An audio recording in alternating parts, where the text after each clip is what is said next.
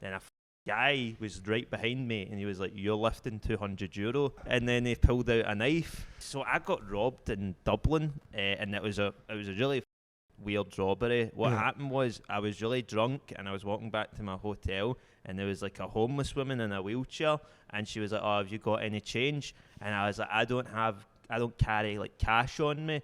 And she was like, "But there's a card machine right there." So I was like, "Right, I'll lift you." I was like, "What do you need?" And she's like, "I need €20 for a hostel." So I put the card in, put the pin in, but like the buttons didn't match up like the options, so you couldn't do anything on it.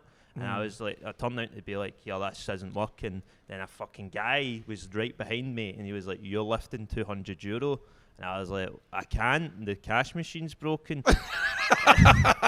And then he pulled out a knife, and I was like, "Well, that's not going to fix the fucking cash machine, mate." Like, and he was like, "Well, you know what's going to happen now?" And I was like, "What?" He was like, "There's another cash machine a 10-minute walk up that hill." So then we're walking to the fucking cash machine, and we got to the hill, and she was trying to push her wheelchair up the hill herself.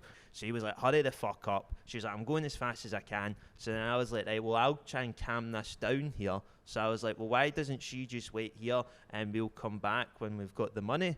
And then he went to me, and he fucking genuinely said this to me. He went, "We can't leave her here on her own. She'll get fucking robbed."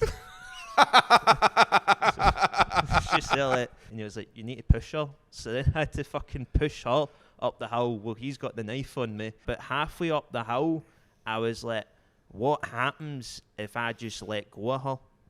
Because then she's going to go flying backwards, and then he's going to have to do something. I was like, right, fuck it. So I just went like that, and then I stepped to the side of her, and I was like, just like ready for her to roll back, and then she fucking put the brakes on the wheelchair.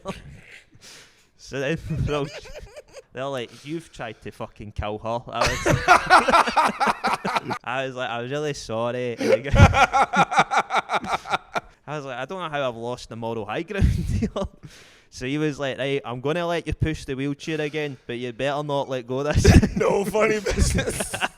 So we got up the top of the hill again and gave them the money, and he was like, "Right, on you go then." And I was like, "Right." So I started walking off, and I noticed they were like still like they were walking the same way as me. So I was like, "Are they gonna rob me again?" Oh my god. So I was like, "What's going on?" And they're like, "Well, we're all going back to the same fucking bit, aren't we?" And then on the way back down the hill, they started being nice to me. It was very fucking strange, because the guy was like, "Oh, do you like live in Dublin then?" And I was like, "No, I'm just here as like kind of like a holiday." And he was like, "Oh, so how are you enjoying your holiday?" Stop. Stop.